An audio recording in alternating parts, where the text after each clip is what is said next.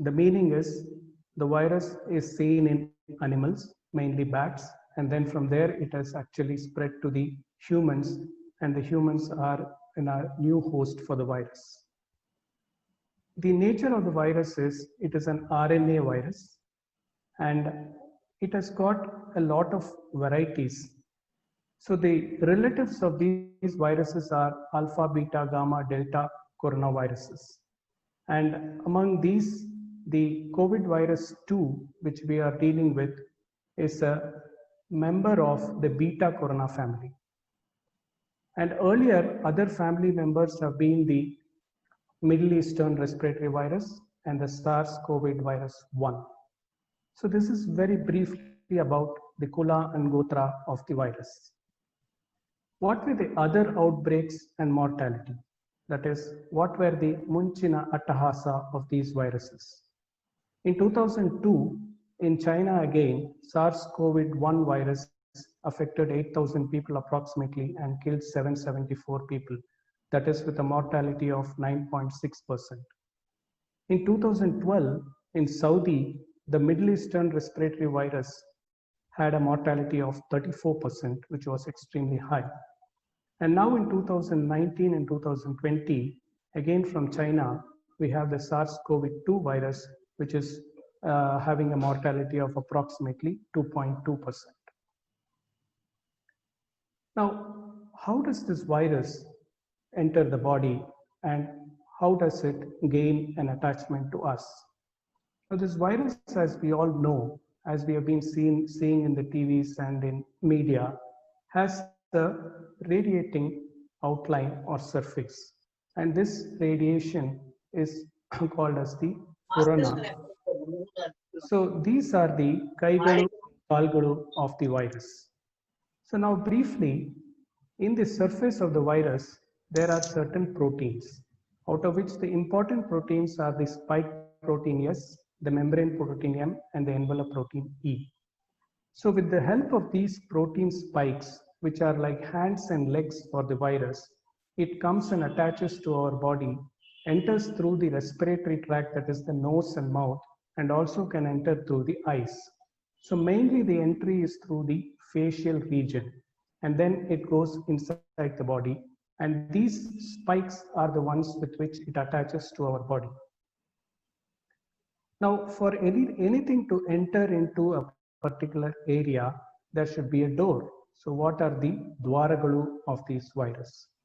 So our human body has receptors which help the virus to latch to the body cell and enter it.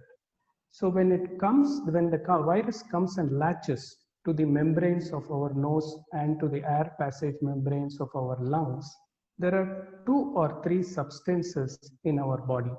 For example, for those who are interested, ACE2, CD147, and TMPRSS2. So these substances in our body are the ones required for the virus to first sit and anchor itself upon. So whoever has these substances, whoever expresses them more, they are the people who are more vulnerable for this disease.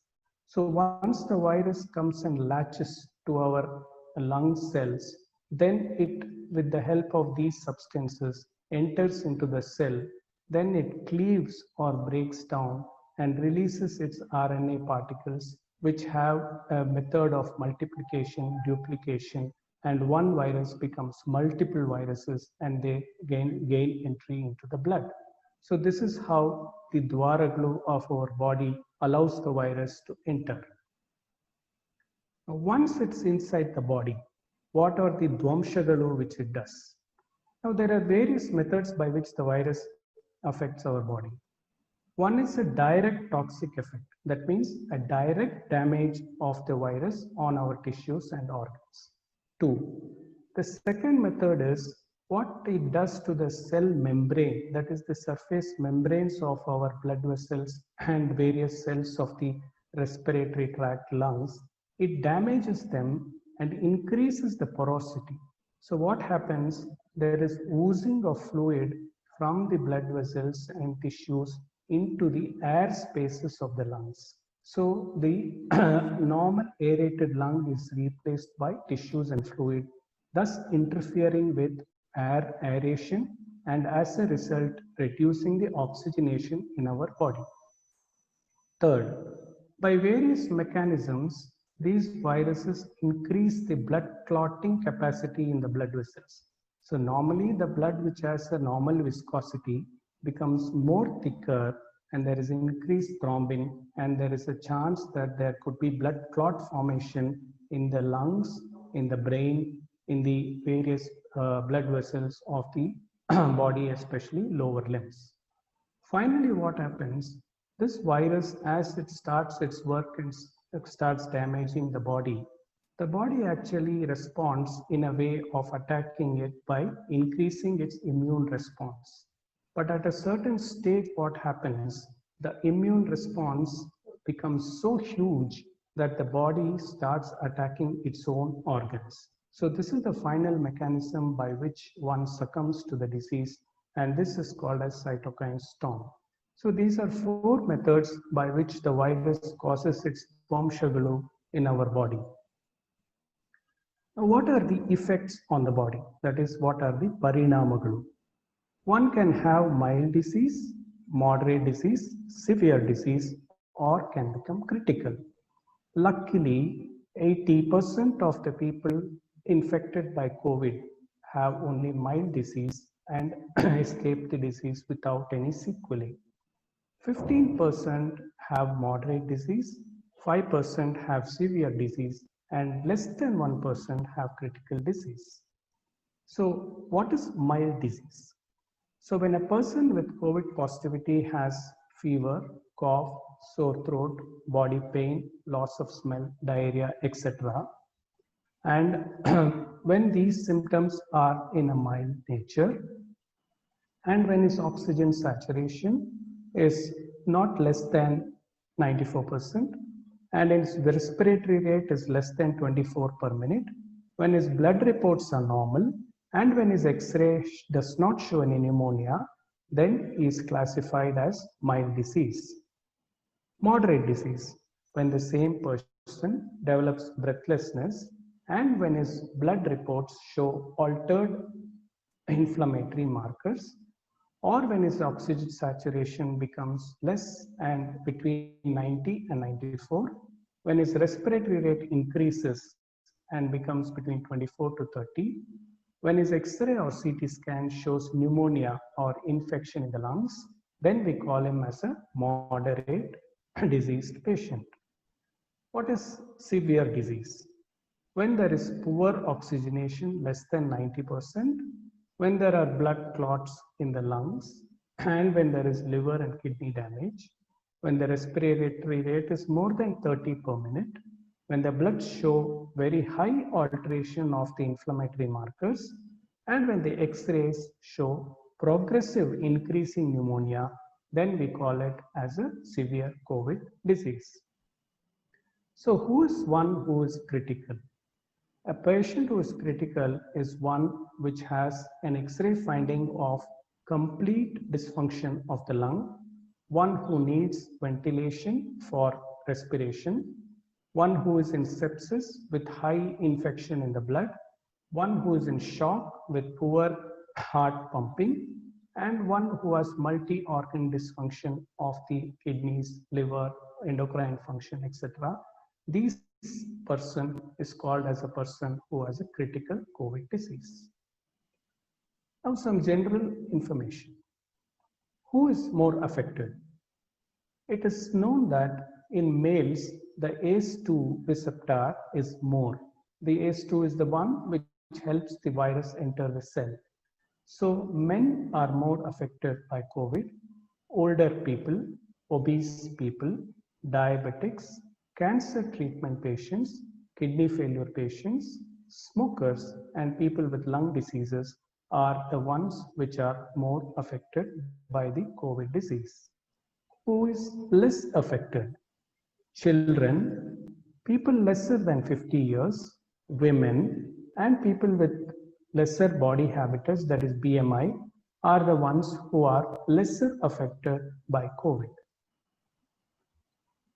Now, the COVID can affect, apart from the lungs, multiple organs like the heart, the liver, the kidneys, the intestines, the blood vessels, skin, and the pancreas. This is for general information. So it is not just a respiratory disease. Once the patient goes from moderate to severe illness, then the COVID can actually affect multiple organs of the body. We know that multiple medicines are used in treatment of COVID. So we will look at how the doctors actually classify the patients and treat.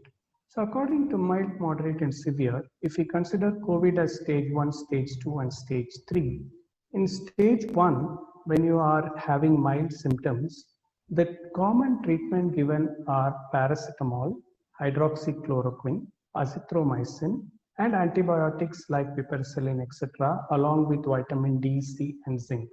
So if you're just having fever, cough, and diarrhea, etc., and you're normal walking, talking, etc., this is the type of treatment you would receive.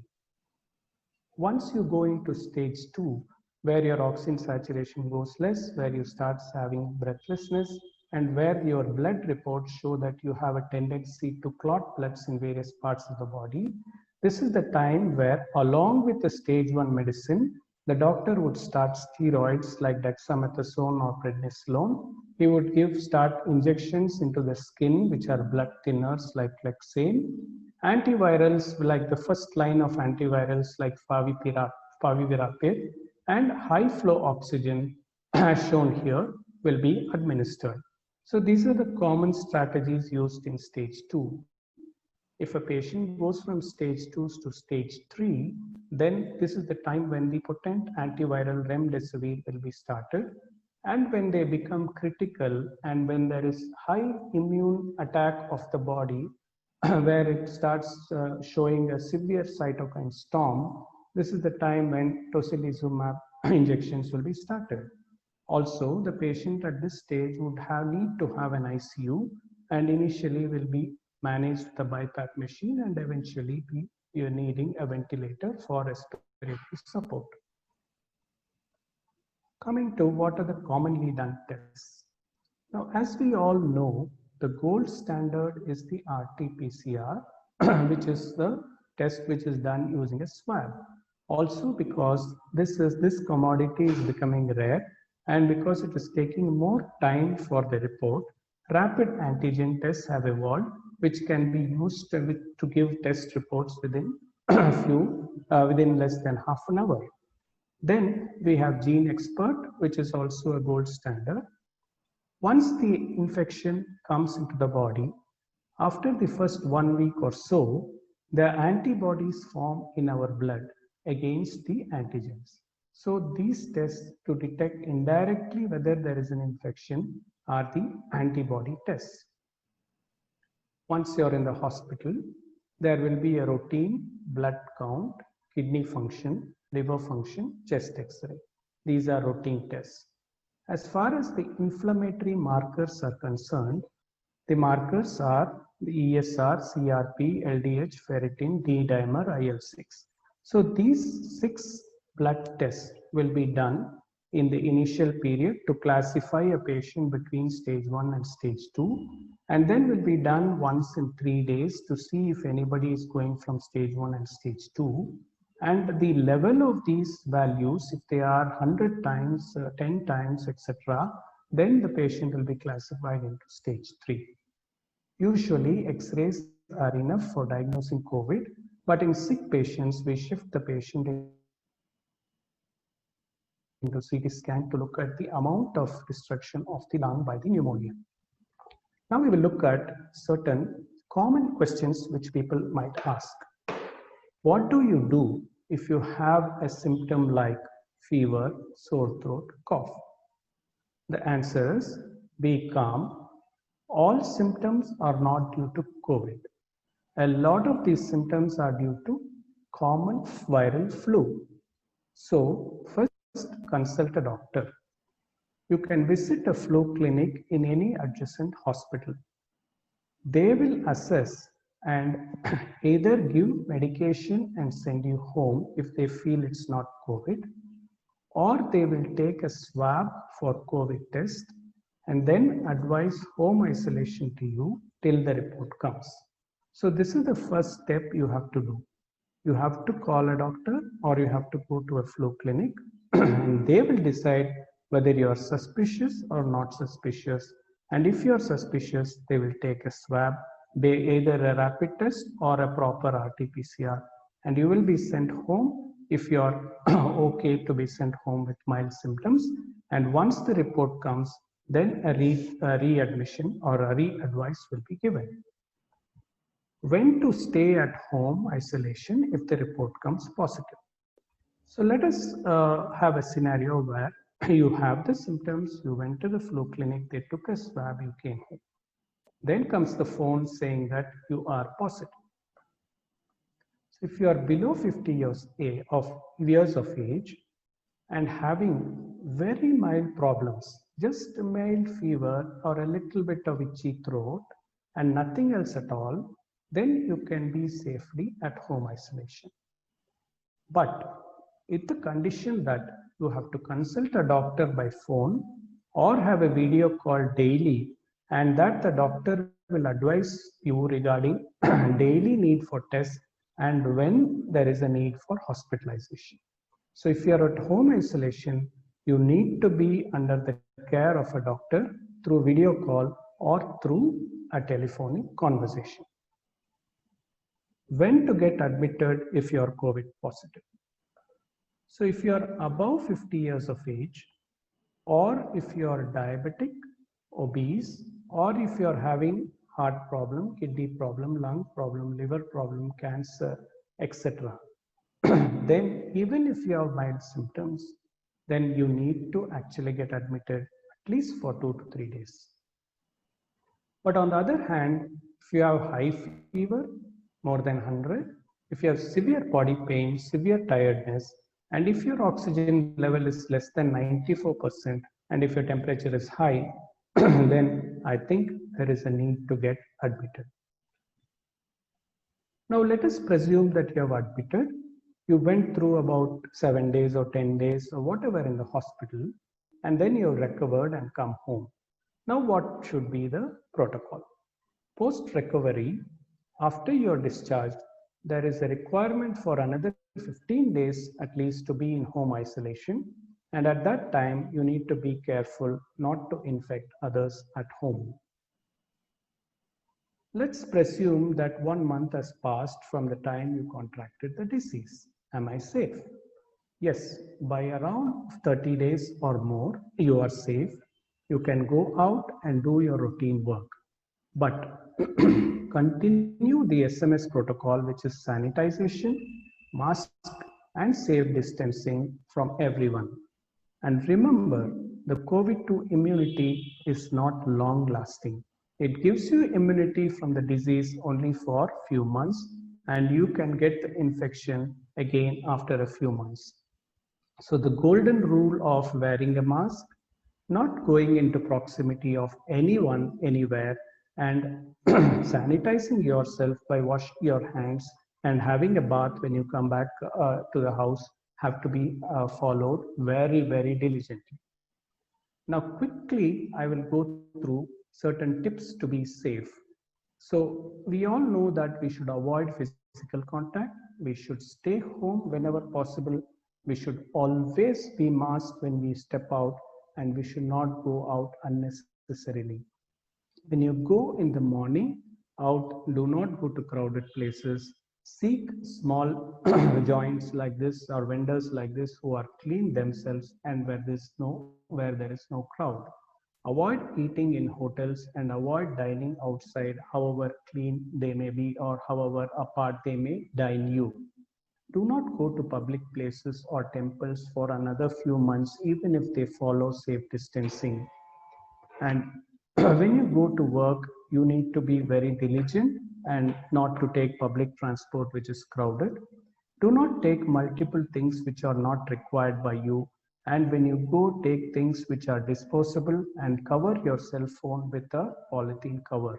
Masks have to be adequately worn so that they cover the mouth, nose adequately, and a face visor can be used when you're stepping out.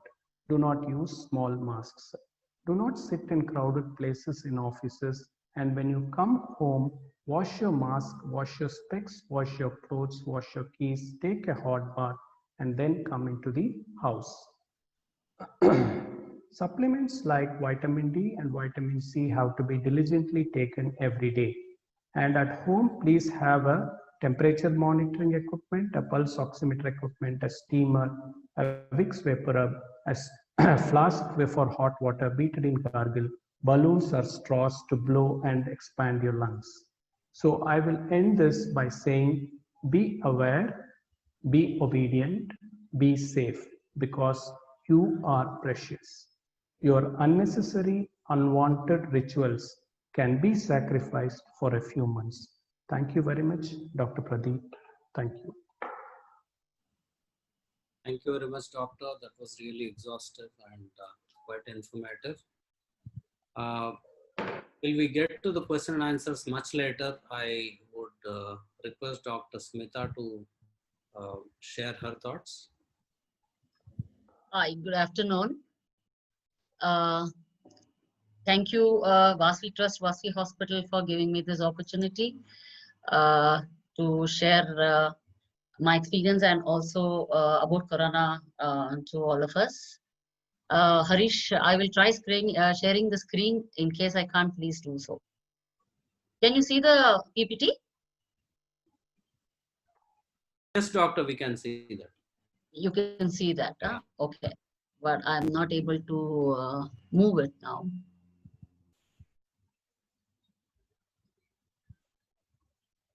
Harish, I think you take over, please put this. Scroll down. I've done that. Wait. Okay, all right. Okay. Anyway, Dr. Pradeep has extensively covered the background and the basic details of the corona. This is how it looks under the microscope. And he's already covered how it enters our host body and how it replicates. And the mode of spread, respiratory droplets, when somebody coughs, sneezes, or talks aloud, and the droplets are coming out. And also from infected surfaces and infected hands. The median incubation period is about 5.1 days, even though it is from 2 to 14 days anytime. And the period of infectivity can be taken as 2 days prior to onset of symptoms, and this will last up to 8 days. That is why the government policy now is, once you have admitted a patient, from the date of admission, 10 days, we discharge them. If they have been non-symptomatic for the past 3 days, and we don't even need to do a testing again before we have to discharge him. Earlier, the policy was, once the patient is positive, every patient was admitted in the hospital, and after 14 days, a test was done, and it was negative only, we would discharge the patient. 2 negatives had to come. But as and when everybody's been getting more details about the corona, and more research is happening, there are new policies that the government is changing also. So now the policy is, on admission, if you're asymptomatic, then 10 days you're in the hospital, even with mild symptoms, and 3 days, if you don't have any symptoms, you're discharged. And I will tell you who's a person, what is the criteria to get admitted to the hospital, a home isolation, and a COVID care center as we go on. And pathophysiology, sir has already explained how what are all the organs that can be affected. Mainly it is, of course, the lungs, but cardiac, kidney, and our endothelial system, muscles are also very important, that can also be affected. And in our hospital, we've had about 3,200 admissions so far, and almost 2,600 have been discharged. We've had our few share of deaths also, because in the first 3 months, only Victoria Hospital was taking all the cases. Only now, after that, the government has taken 2 more government hospitals and all the private hospitals. So every private hospital sent all the patients who were going for intubation or who were sick to our hospital only. So the first 3 months, everybody's mortality came to our hospital only. So our mortality rate is a little higher, of course. And then clinical features, the first few symptoms in any patient could be loss of smell and loss of taste. So a lot of people don't feel that hungry. They don't feel like eating. That is because the symptoms of this are loss of taste and loss of smell. And you could have running nose, throat irritation, difficulty in breathing, muscle pains, tiredness is one of the main symptoms, and also gastrointestinal symptoms like diarrhea could be there. And you could have a dry cough or a cough with expectoration also. And what are the kinds of cases that we can expect? One could be a suspect case, one could be a probable case, and one could be a confirmed case. A suspect case is when you have history of travel to a place where there has been more COVID cases or a community transmission is present, or you may be having an acute respiratory illness and you have been in contact with a confirmed positive case, but not necessarily that you have got it, but these are all suspect cases, and acute severe respiratory illness also, which needs hospitalization. Then you have a probable case. A probable case is one which a suspect case for whom testing of the COVID-19 virus has been inconclusive, or a suspect case for whom testing could not be performed for whatever reason. We have three kinds of testing, like sir had already explained. One is a rapid antigen testing, where even if it is positive, that means it is confirmed positive. But in that, if you have a negative, that means if you are asymptomatic negative, you can confirm it as a negative. But if you're symptomatic negative, then you need to reconfirm with an RT-PCR. Then we have another method called TrueNAT, which takes about rapid antigen test only takes only about half an hour, 20 minutes to half an hour, and TrueNAT, where it takes about 2 to 3 hours. There, even that also is the same. If it is negative, you can take it as negative. If it's positive, then it is confirmed positive. And if you're symptomatic, they can reconfirm with an RT-PCR. Or you can do an RT-PCR, where the swabs are taken from oral and from nasal also, both the places. And then they do this RT-PCR. This takes about 24 hours. Even though the whole procedure takes 8 hours, the report comes only by 24 hours. So that is definitely confirmative. Then you have a confirmed case where you have, like I told you, it has been confirmed with RT-PCR. Irrespective of clinical signs and symptoms, if it is positive, you are positive. About 80% of people are asymptomatic positive. So only the other 20% could be symptomatic. Then how do we protect yourself and how do we protect the others? Because that is also very important. And prevention is better than cure. I think this was made for COVID only, I guess, especially when something has no cure right now, like our COVID. What is the first step is clean hands. So you have safe hands. So you safer for you, safer for the others. So there are 7 steps in which you have to wash your hands. So then you can see in this picture that all surfaces of your hands, including your nails, your palms, your wrist, has to be washed, and this wash has to be at least for a minimum of 20 to 30 seconds. Not just keep your hands in front of the water and then run away. No, you have to wash it for at least 20 seconds to be safe. Then wash your hands with soap and running water when hands are visibly dirty. If your hands are not visibly dirty, frequently clean them by using alcohol, 70% alcohol-based hand rub or soap and water. Wash your hands after cough and sneezing, when caring for the sick, before and during and after, like you wash or you eat. And when your hands are visibly dirty. The next step is social distancing. The minimum distance between you and another person at any given time has to be 1 to 2 meters, and avoid crowded places at any cost. I'm sure no God is going to get upset if we don't celebrate the festivals like we used to do all these years. We have to take care of ourselves so we can do the festivals eventually the way we want to. So I think the social distancing is the norm of the day. And then avoid touching the face. The spread of this virus is through mucous membranes and not generally skin. So the mucous membranes must be your conjunctiva, your nose, and your oral cavity. So unknowingly, you will be touching your face, and then you will touch fomites and surfaces, and that is how somebody else puts their hand on that within that 4 or 5 hours, which the fomite survives. And then you again go touch your face, and that is how it spreads. So avoid touching the face as much as possible. Then when you have to sneeze, sneeze with your elbows flexed or use tissue paper. And you have to cover your mouth and nose with a tissue. Throw the tissue into a closed bin immediately after use and clean your hands with alcohol-based hand rub or soap and water. And how to wear a non-medical fabric mask safely. Everybody doesn't have to wear a N95 mask. N95 mask is for those people who are treating the COVID patients or who are in high-risk zones. So we can also wear a non-medical fabric mask. So we have to clean our hands before touching the mask. Inspect the mask for damage or if dirty. Adjust the mask to your face without leaving gaps on the sides, so it should be snugly fitting. Cover the mouth, nose, and chin. Avoid touching the mask. Clean your hands before removing the mask. Don't touch the center of the mask. Use the straps behind the ear or the ear to take out the mask. Store the mask in a clean plastic resealable bag if it is not dirty or wet, and if you're planning to reuse it. If you're not planning to reuse it, then you can discard it. And clean the hands after removing the mask. Once you reach home, then you have to clean your hands after you have touched your mask. And do not wear a mask that looks damaged at all. And you should never wear a loose mask. It should always be a snugly fitting mask. Then how do you wear a medical mask safely?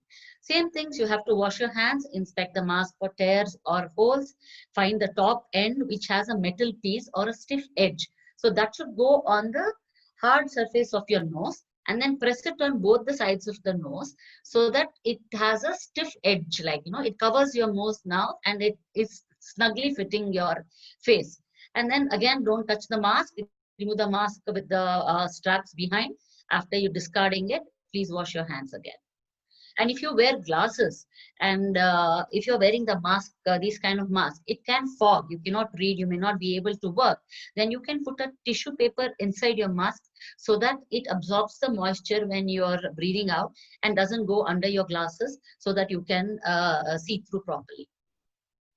The same thing. Then after that, how do we stay healthy at home? We have to do all this religiously, diligently, and compulsorily. We have to do that little jogging that we do, running or cycling if we have at home. We have to do some yoga. There are a lot of channels which are airing yoga, pranayama, breathing exercises. There's a lot of that on YouTube. And you can never say it will not come to me, I don't need to do it. We don't know who's going to get it. So always better to be on the forefront and beat Corona before it comes to us. So stay healthy and do not, and you don't have to wear the mask during exercises. And you have to have a balanced diet. We need a high protein diet to beat this Corona. We need vitamin C rich food like citrus food. We have to boost our immunity. And as we all know, our own home made food with turmeric, ginger, honey, garlic, and tulsi leaves, all of them will boost your immunity.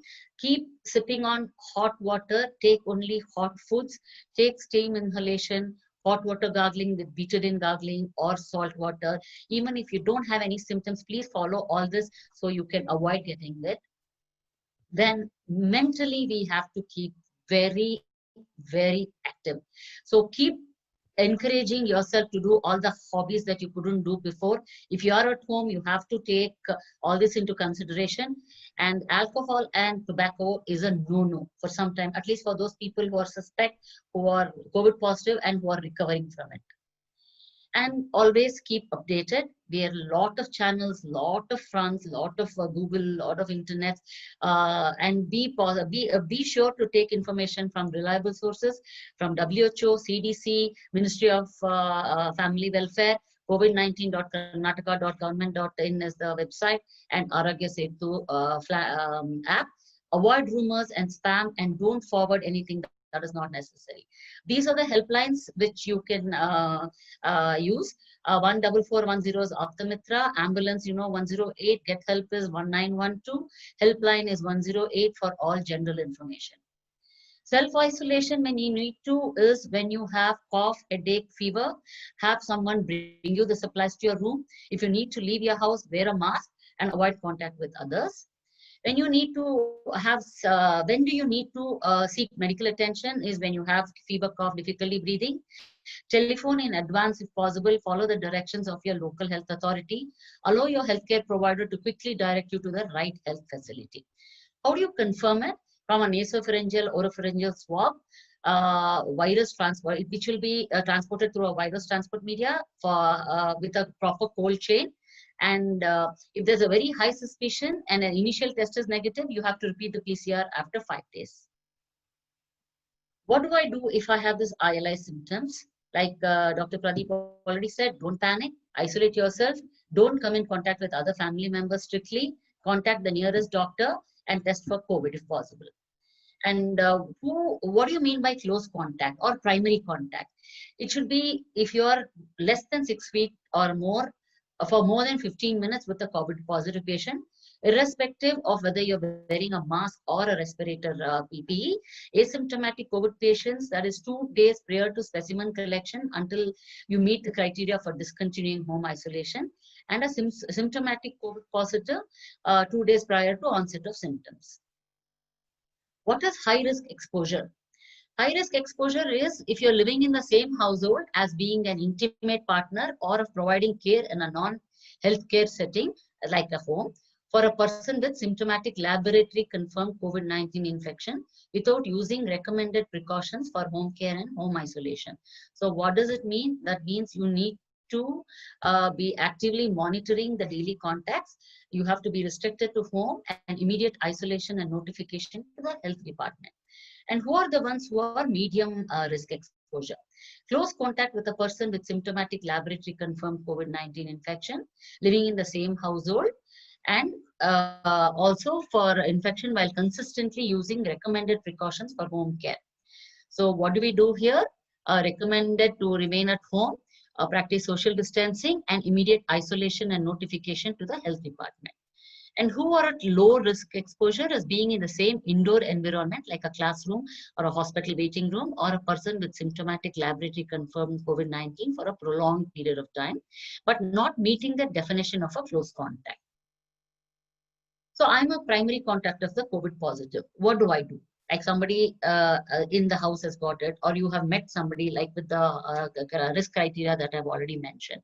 Again, home isolation, wear mask, isolation from family members, inform local authorities, attend the fever clinics which is close to your house, or testing centers if symptomatic. These fever clinics will help you to differentiate whether you have symptoms of COVID or it could be non-COVID, and they will have a certain criteria which will help them decide whether you need a COVID testing or you don't need a COVID testing, and watch for symptoms. You have mobile testing vans also now. This is for the senior citizens, for people who have comorbidities or who can't go, and for symptomatic primary contacts. Each zone has helpline numbers which is visible, which can be sorted out in the Google, or you can ask me and I can send it to you individually. And when you are awaiting COVID reports, what do you have to do? You have to be on home isolation. Again, avoid contact with family members, wear a face mask, avoid going out repeatedly or unnecessarily, and reports can be taken through phone or in person.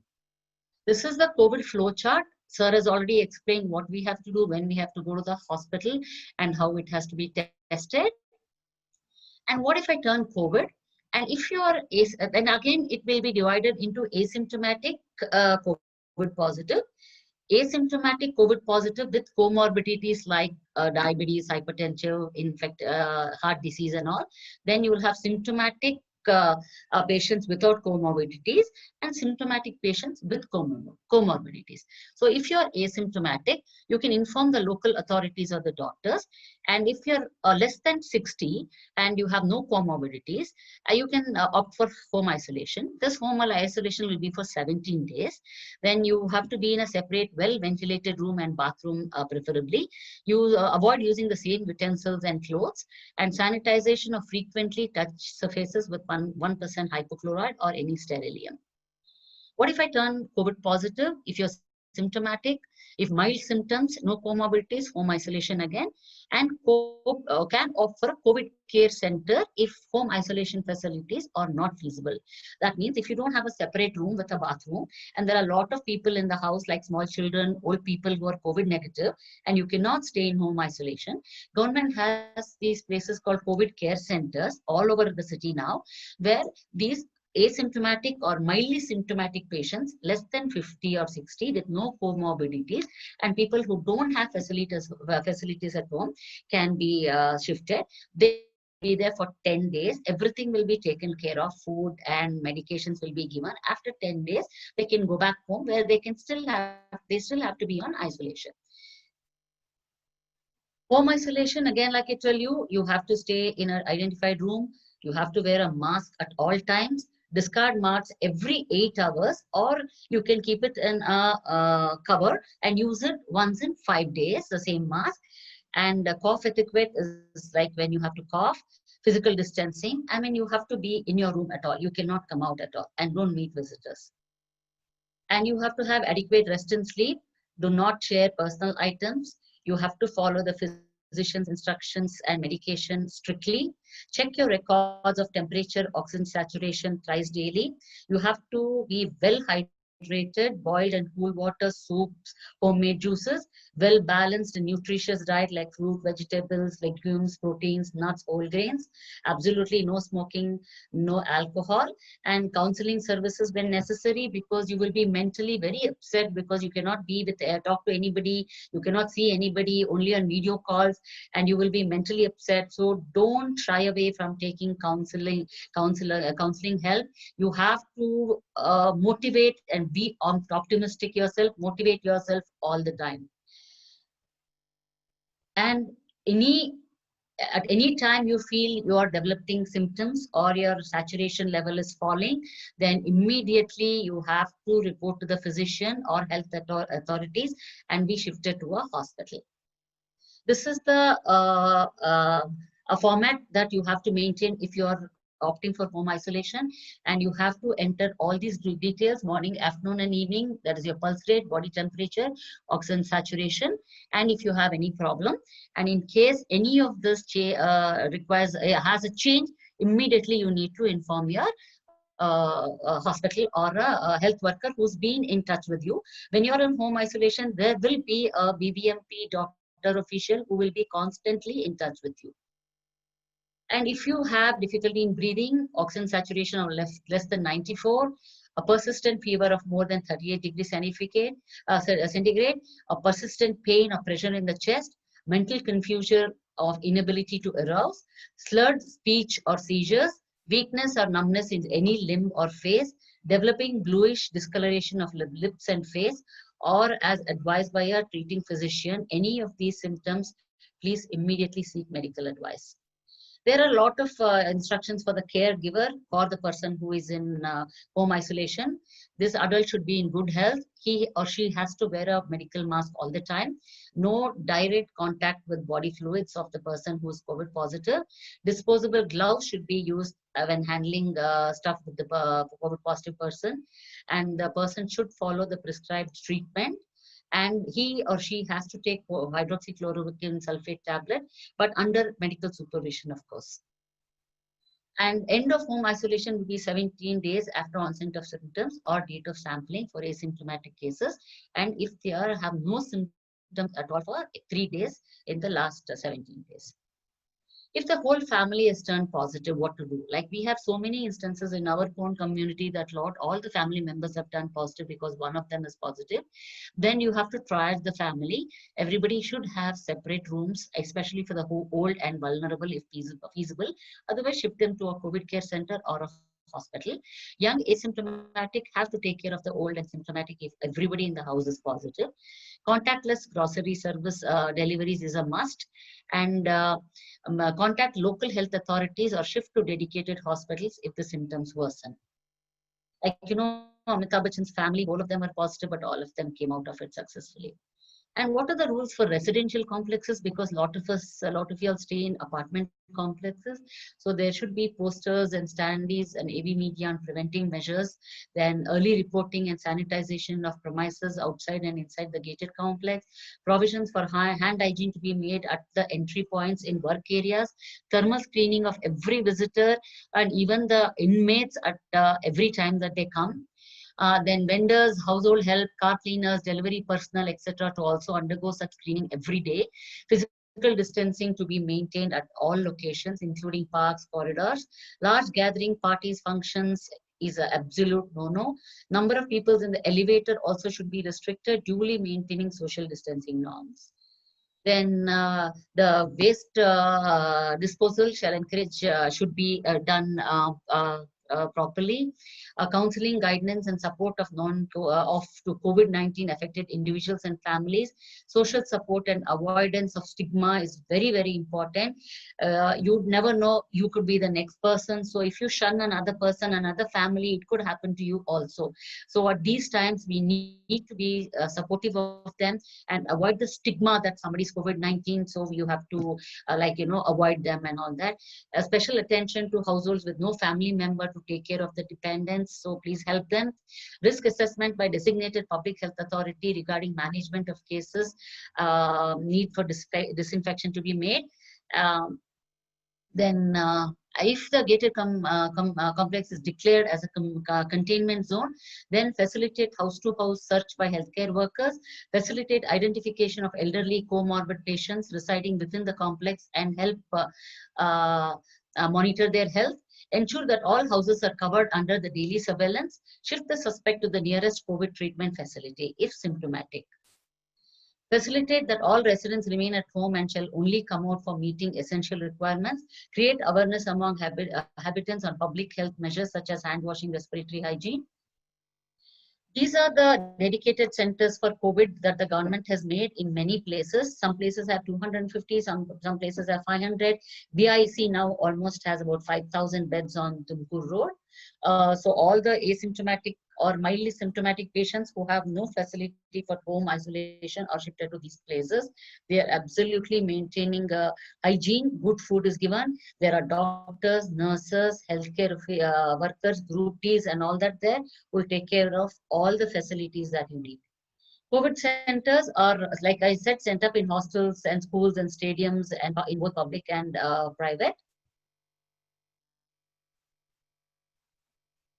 They also have beds with oxygen support there, and they are mapped to one or more dedicated COVID hospitals. So the people who are staying in COVID care centers, immediately if they become symptomatic, they are shifted to dedicated COVID health centers, which are most probably hospitals only, or which has separate exit or entry.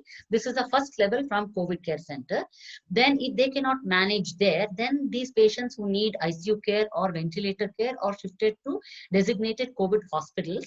These are right now Victoria Hospital, which has 660 beds and almost about 100 ICU beds. We have Bowring and Lady Curzon Hospital, Rajeshwari Medical College, Command Hospital, HAL, also Rajiv Gandhi Institute of Chest Diseases. Here we have severely critical patients with comorbidities which are not controlled medically, people who have required dialysis or other interventions. Right now, our hospital, Victoria Hospital, is having a dedicated dialysis center also for COVID positive patients. In fact, any given day, we are doing 33 dialysis for COVID positive patients alone. And we have been doing, since our hospital is only one that is doing deliveries also, we have done almost like 200 plus deliveries in the past 2-3 months for COVID positive mothers. And we have fully equipped ICUs, ventilators, and beds with oxygen support. And what do you do post-discharge home isolation? Again, for 14 days, you have to self-monitor your health. And no need of any testing for mild to moderate cases at all. But for patients on dialysis and patients in ICU with critical symptoms, they will be tested in the hospital only. And once they are negative only, they will be discharged. Because unless you have a negative report, no other centers will do the dialysis after you have become positive if you don't have a negative report. Pregnancy and breastfeeding, precautionary measure as already mentioned, they are all considered as moderate risk. Keep mobile and hydrated. Reduce the risk of DVT, that is deep vein thrombosis, which happens when you are sleeping all the time, especially in pregnancy and you're not moving. You have to have health supplements. You have to have regular antenatal checkups. No evidence to suggest miscarriage is in the current scenario because of COVID. Vertical transmission might be possible because there is emerging evidence, but right now, of all the 200 plus deliveries, that is cesarean sections or normal deliveries that we've had in our hospital, all the babies which were born have been tested negative. So there is no placental transmission of the COVID from a COVID mother to the baby. But things could change. Like I said, there is some emerging evidence that it could be possible. But right now, with the statistics that we have in our hospital, we have had not even one baby turning positive after when the mother is COVID positive. And breastfeeding, if the mother is not sick, is allowed.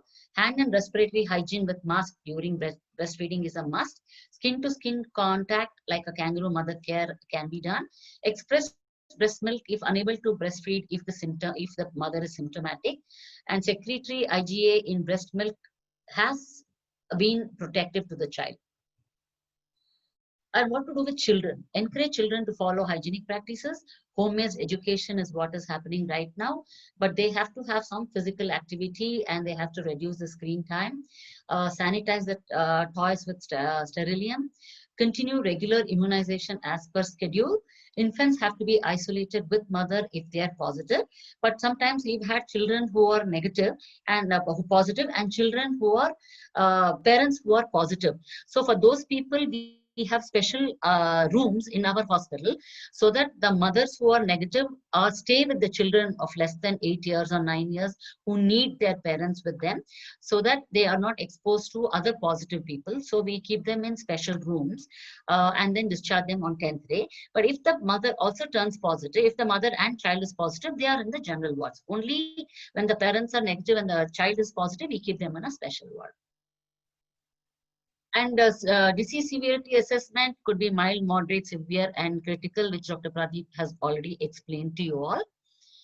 Risk factors for increased mortality and morbidity are diabetes, hypertension, asthma.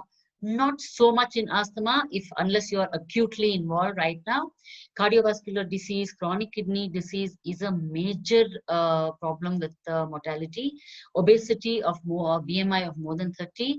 Or if somebody is immunocompromised, has cancer, is on radiotherapy, chemotherapy drugs, or in malignancy. And how do we manage? Like the sir has already given the treatment, I will not go through all that. Antivirals and antibiotics are the must. Oxygen delivery through ventilators, nasal, either steps of oxygen delivery or through the mask or a nasal cannula, high flow oxygen cannulas, and then you have non-invasive ventilation. Then you have incubation and mechanical ventilation if none of the above work.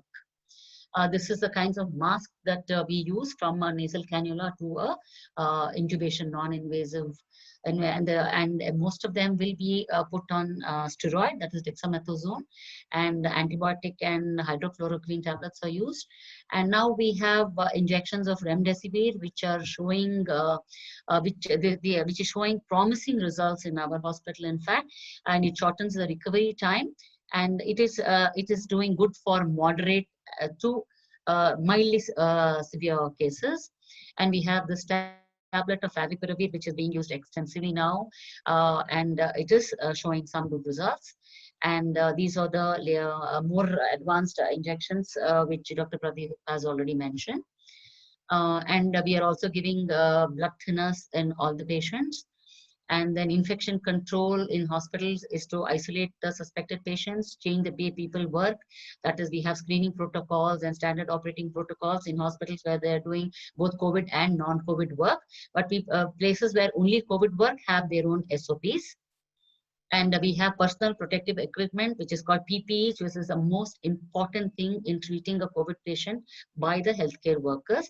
And proper wearing and taking off this PPE is called donning and doffing, has to be handled very diligently. And outcomes like this is the age group, people with 80 plus mortality rate is almost 15%, and less than 50 years, we are quite like safe without any comorbidities. But 60 to 70, 70 to 80, and 80 plus has a little higher risk. And what is the silver lining of all this is the vaccines. They are still developing. This is only about 4 or 5 months old, and nothing can be developed so quickly, like all of us know.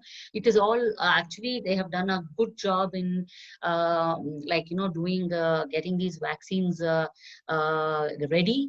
Everything has SOP that it has to follow. Like there is a phase 1, phase 2, phase 3, and then it comes into final approval. Lot of these, like you can see, lot of these companies are also in, most of them are in phase 3 and phase 2 of bringing these vaccines. Indian vaccines from Zydus and from Bharat Biotech also is in phase 2, and after that it will be released slowly. We really are not sure how quickly this will come and how it will work. There are so many strains now.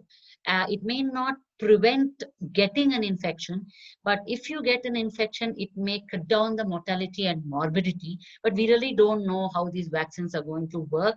Let's hope for the good. Let's hope these vaccines will help and we can go back to our normal world, pre-COVID era that we call now. So what is the conclusion? Clinical manifestations from asymptomatic to life-threatening complications can be there. So protect yourself and others, protect the elderly and vulnerable, change the way we work. The new normal is not the old normal. So we have to accept this change. We don't know how long this COVID will last. So our life has changed. I think we have to accept this change in our life as if we needed this, but anyway, it has come, so we have to take care. This is the new normal. COVID is the new normal for a long time to come. We really don't know when it's going to end, if it is going to end. And like Dr. Pradeep said, even if you have got an infection now, it is not that like, you'll never get it. It may come back again. So we have to continue to be careful. You have to continue to maintain social distancing, hand washing, respiratory hygiene, which are paramountly important.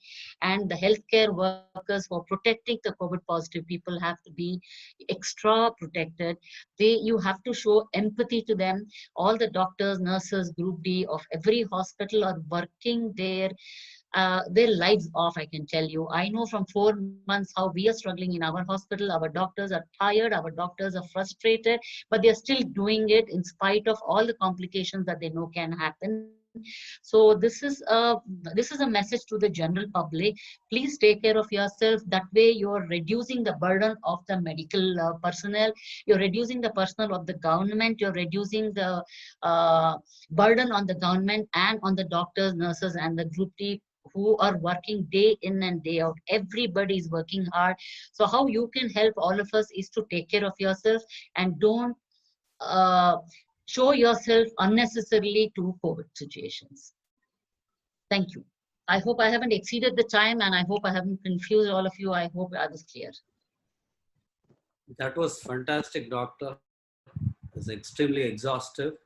And to be honest, I feel extremely well-informed, safe, secure after this 1 hour of presentations from both of you. Because we see a lot of fake forwards in today's WhatsApp University worlds. Coming from an authorized person makes a lot of difference, and it's definitely much comfortable. There have been a couple of questions here.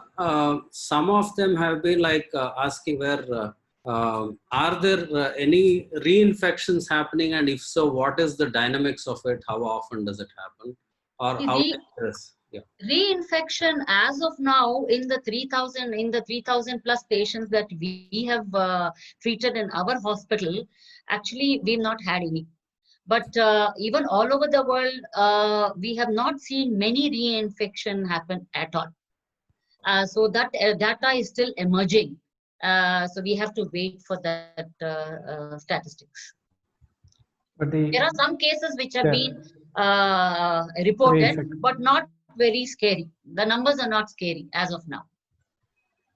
And another typical question that we come across is if there is an asymptomatic case after 17 days and everything is fine and normal, no red alerts, do you have to do another testing and can you get into your No, normal? no. There Not is at all. no need to Not do at any all. testing. Yeah. But you should be careful and you should follow all the norms as if you didn't have it earlier. Okay, okay. I know I insisted on all this home isolation, social distancing, wash your hands and all multiple times, because that is Very how important. you can avoid. That is how you can avoid spreading or getting it yourself. So that is why I guess both of us did a lot of stressing on those points.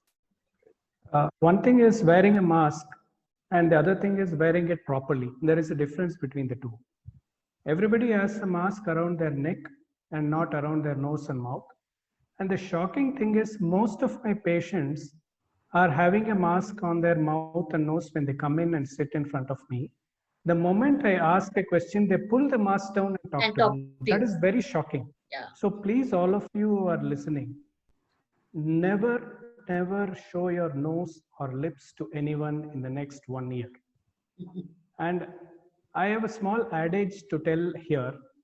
We all know that chaddi bichidre mana hoito, mask bichidre prana hoito. Rana Hoyt. So I think all of you should understand this. How Just important it is. just like how we do not show our private parts, an era has come where we should not show our nose and mouth to anyone, nor allow anybody else to show it to us when they are close to us. And I think another commonly committed mistake is when you're wearing the mask and you're exposed to people, when you remove the mask, how you handle the mask. That's why I showed the pictures. It's very important that you don't touch the center of the mask at all, especially the inside. Because if you touch the inside of the mask and then you go put the mask wherever, you don't wash your hands, then you're infecting surfaces, and somebody else touches the same surface and you get the infection if he's COVID A positive. simple So that is why I showed the pictures. Was my PPT visible? yes, Yeah, clearly absolutely visible, clear. Clearly. And in fact, a lot of people are asking if that could be shared amongst people. A simple solution is to Sure. have a plastic box. So when we come back from our work or when we want to eat during our work, we have to remove the mask from the threads out and drop it into the plastic box and close it. And then wash your hands and then eat. Then later when you take the mask and wear it again you need to wash your hands and go on with your work. So touching the mask is as if you're touching the virus. The outside of the mask is exposed to various people's breath and things which come out of their respiratory system. So the entire mask is an infected surface which should not be touched by you, and you should not touch yourself or you should not eat your food. Somebody was asking about HCQ prophylaxis. HCQ is safe in younger population, but not so in the older population. For older people, if you need to start a HCQ, you need to get an ECG done, clear it by a physician, and then only take the HCQ. Prophylaxis, the dose for prophylaxis is different, and for COVID positive people are different. But this has to be taken after consultation with a physician. Ma'am, there's one question for you. How was your experience allocating beds in Victoria Hospital, which is the biggest hospital in our state? And how was your challenges facing it? Harish, first 3 months, ours was the only hospital. So we had 550 beds and a 50 ICU. ICU, I think the first 1 month, we were having only 2 or 3 patients who went to the ICU, but our beds were full because then the COVID care centers were not there. Ours was the only dedicated hospital. Bowring and Rajiv Gandhi were taking only suspect cases. The minute they turned positive, everybody came here. So the first 3 months, we were the only ones handling COVID positive. So everybody came into our hospital. Either they came through a BBMP or through a MOH or through other hospitals, smaller hospitals. Either they came in ambulances or they came in their own vehicles. The minute somebody turned positive, their family members would bring them, dump them in front of our hospital and run away. We have seen all this. And we've taken everybody who came in the first 3 months. Now, since a lot of other government hospitals, private hospitals have started, our crowd also has kind of settled down, coming down 400 patients, 450 patients like that. Otherwise, our hospital was always full. And now it has become a central allocation from the war zone.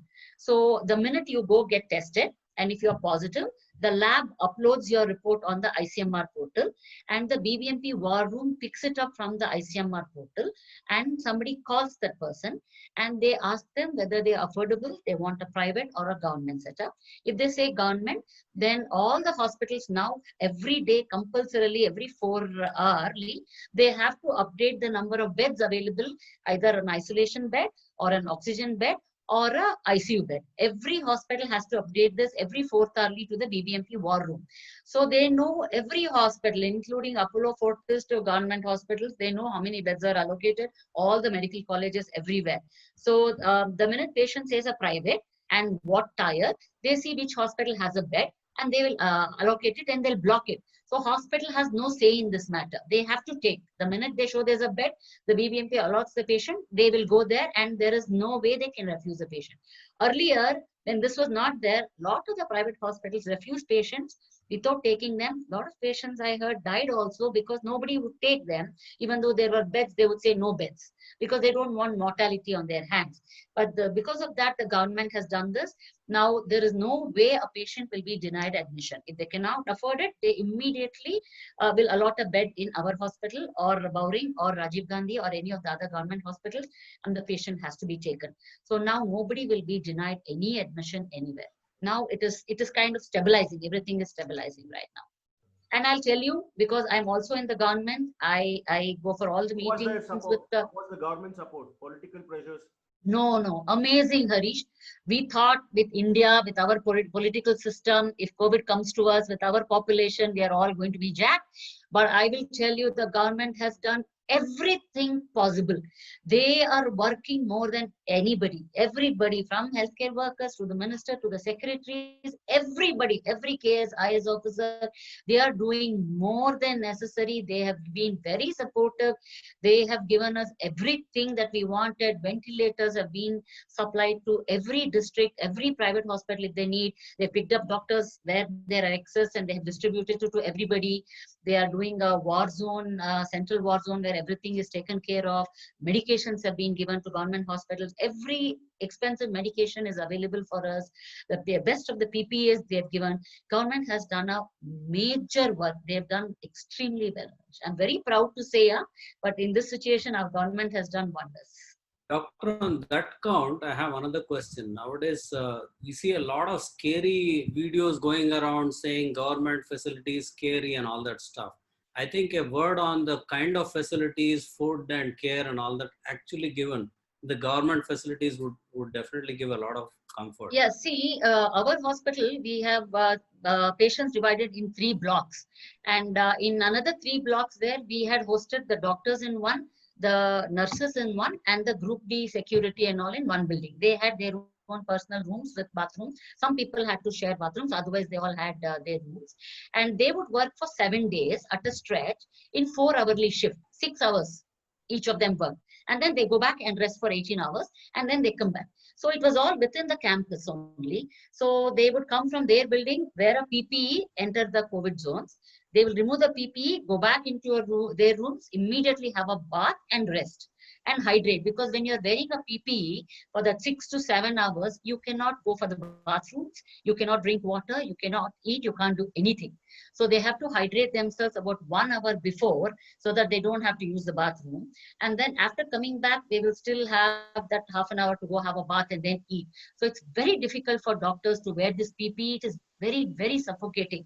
We can't even wear a mask at a stretch for 2 hours. You can imagine the doctors wearing that full PPE set and working, not just sitting, working. They have to intubate a patient, they have to take them for scans, they have to do echoes, they have to do ECGs, they have to give medications, injections, everything. It's very difficult. But of course, there are 3,000 patients there, so everybody's palate is not the same. They lose sense of smell and taste. So you've been seeing a lot of videos on the TV saying food is not good. We don't have tasty food. We don't have hot food and all. So 3,000 people, we can't have 3,000 people giving hot food to them every time, because we have to limit the number of people going into the hospital. Otherwise, everybody has to come back every week for duty. Now, after working for 7 days, we give them quarantine for 7 days in OYO hotels which the government has provided. And at the end of it, if they have worked in the ICU, they get a testing done and come back for duty. So every 14 days or 21 days, each one of them are back on duty. So obviously, like ours is an old building, 100-year-old building, centenary buildings. So lift can go wrong, bathrooms, some plumbing work can go wrong, electricity can go wrong. And we also have a lot of political issues also here happening. Some people don't like the present politicians, so somebody else wants to create problem. So all that also may be happening. There are some elements in our society also who want to cause problems, so we don't know that. So that is why those wrong things are happening. But you can imagine from 4 months, we have been having so many patients. So it is impossible to satisfy everyone. But we are doing our best. A commendable job, doctor. Commendable job. So one point to add when it comes to food, Vasvi Trust along with another organization is providing food for Jainagar COVID Care Center for next 120 days. This is another service activity done by Vasvi Trust. Yeah, when it comes to food, the first 3 months, we didn't have catering services on campus. So we had a lot of people pitched in to give meals to the patients and to our doctors and all. In fact, the Taj group of hotels from the past 3 months, every day lunch and dinner, they're giving us 150 pack lunch and dinner. Vasvi Trust gave our doctors food for 2 months and for our patients and doctors for another 1 month. They have done a commendable job. It was very tasty, clean and hygienic, all the packed food. They used to give us in containers, and our kitchen used to pack it in trays and give it, because we cannot give plates, steel plates and washing, everything wasn't disposable. The first 3 months, I'll tell you, some Marwadi groups, our Vasvi Trust, Taj Hotel and Shangri-La and Chancery Pavilion, and so many people, I'll tell you, I'm so amazed with so many people helping us during this time. Medications, PPEs, food, you name it, they gave us. Sterilium, masks. First 3 months, in fact, our hospital didn't put the burden on the government at all. Lot of donations we got, lot of help we got from everybody. Now, the on-site catering services is giving us 1,000 meals a day for all the healthcare workers and the patients. And what we are getting from Taj, Vasvi and all, we're giving it to the other healthcare workers on campus and our doctors who are on quarantine in the hostel and all that. So I would like to thank everybody who have helped us. So many in our community have helped us also, even if not directly, indirectly, they've got donations for us, equipment for us and all that. So a big thank you for everybody. Thank you, Doctor. Can I butt in? Sorry, without permission, I'm butting in. Praising our own Dr. Pradeep, we know him. We are very happy with the service and the information he's sharing. First time I'm listening to you, Victoria, working in Victoria Hospital. You are very expressive, very clear, and the information is wonderful. That is the reason there is a request for sharing the information to use it as a checklist. Only question, once a person is either asymptomatic or symptomatic and referred to BBMP war room, what is it that we should expect in the war room? Because that is a scary experience, the first, where there is no support and you are there alone by your. That is why I said, until you are waiting for your results, stay calm, don't panic, stay in isolation. It may take some time because the number of positives are increasing day by day if you see the media bulletins. So it may take some time for the BBMP to reach out to you, to send a vehicle to shift you if you need to go to a hospital. So don't panic, stay in your houses, hydrate yourself till then, be strong mentally. They will contact you and they will ask you whether you are less than 50, whether you're symptomatic, whether you have comorbidities, whether you want to be in home isolation or whether you need to be shifted. They will take a call on whether you need to be shifted to a COVID care center or a dedicated COVID hospital. And then they will send an ambulance and they will shift you. So till the ambulance comes, till the call comes, I think all of you should stay at home and safe and motivated and optimistic. Thank you, Doctor. So, one question here. For both the doctors called as main corona warriors, there's one person asking how many times have the doctors been tested? See, the doctors, Sorry. The doctors get, the people who are working in COVID positive get tested at the end of 14 days. That is, they work for 7 days and they go for quarantine for 7 days. So end of 14 days, they are tested. And if negative, they go home or they go back to their hostels for 4 or 5 days and they again come back for duty. But main departments like anesthesia, medicine, pulmonology, ENT, most of them come back at the end of 14 days. But we have had about, in 2,000 people who have been working, we've had about 40 doctors turning positive from our hospital, but all of them have recovered. 99.9% people have been asymptomatic. Either they could have got it while working here or they could have got it before they came for duty only. So we don't have any way of realizing that unless we do antibody titers, which we are not doing right now. So thankfully, nobody else, were symptomatic other than mild fever or cough. So all of them have recovered and most of them have come back on duty also. Ma'am, how many times did you go for a test personally? So I have gone once because the core committee member, one of our committee member who turned positive, we had worked with each other for 3 months. So only once, because we were primary contacts, we got tested and we were tested negative. But during that 7 days when we had to be quarantined at home, I was totally home quarantined. Rest from going to hospital, but 24/7 on the phone. It's only once. So far, only once. Yeah, I guess that's all the time we have. Dr. Pradeep, you have something to say? No, when it comes to the private sector, it's not just the doctors who are inside the COVID ward.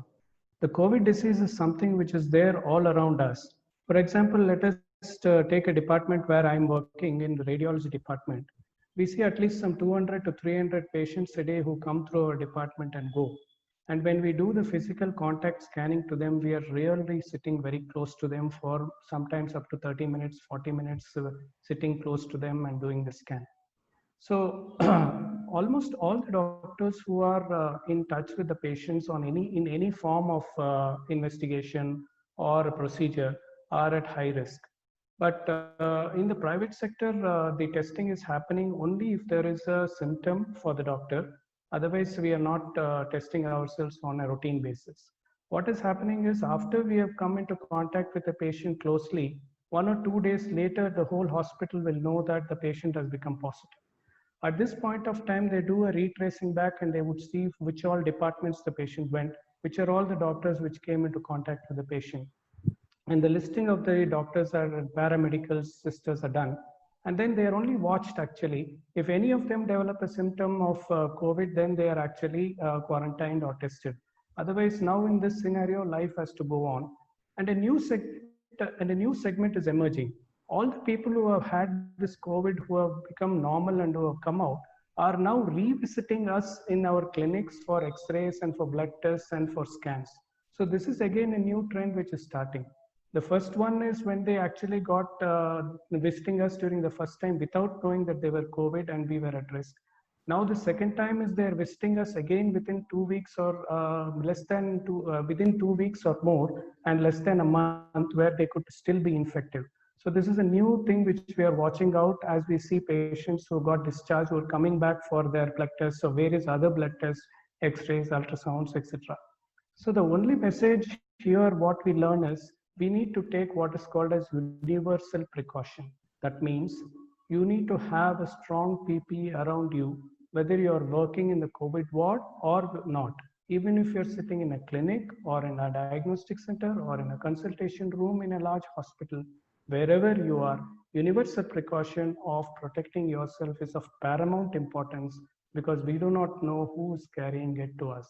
And I think this applies to general public also. So the PPE need not be as strong as the PPE of a health worker, but the general public also should have a decent PPE when they go out, which is a properly worn mask, a face visor or a face shield always, and then they can probably wear a plastic synthetic glove, which you take care properly. They can go with a glove, touch the groceries, touch the fomites or other substances in the market, come back, de-glove, and then discard it, wash the hands and come into the house. Because gloves gives a false sense of security. A lot of people wear gloves and think nothing will happen to them, and they keep on touching various surfaces and themselves and bring the gloves into the house. That is wrong. If you're wearing a glove, you use it outside and then do not bring it inside. If you're storing a glove, store it the right way, wash it the right way, and store it. So I think universal precaution is the mantra for all the common people out here, because COVID is there everywhere around us. Thanks, Dr. Pradeep and Dr. Smita. It's been amazingly informative and really exhaustive. And in spite of your busy schedules, I know both of you got right after this several other programs. Thanks for your time and enlightening us. And we also wish you the best, and you've been doing great job, both of you, amazing. Uh, so we really thank you on behalf of the trust. And we also thank on behalf of the trust all the people who participated now. And we would also thank a lot of people who helped us in this process of managing COVID challenges. There are a lot of donors, a lot of other trustees who pitched in, and some of them have sponsored equipment, some of them have donated money, and some of them have got involved in activities. It's really a community coming together and trying to do as much service as possible. We thank all of them, and we thank all the elders for our support. And we thank Harish for taking initiative in organizing this and supporting us. And thanks everyone. It's great time, and I wish you have a great weekend, and get back fully charged for unlock 3 from tomorrow onwards, and stay safe, enjoy your life. Thank you. Thank you so much. Just to mention, RK sir, I thank the Vasavi Trust and Hospital. This is not the first series. The next series is going to be on next Sunday with Mr. Nakul IAS, who's the DC of Ballari, and Girish, DC of Hassan, who's going to address both the organizations. Stay tuned for more updates. RK sir will post all the details in the trust committees, and let's hope for another good series. Thank you. Thank you very much. I thanks Smita and Raghupathi. Thank you, sir.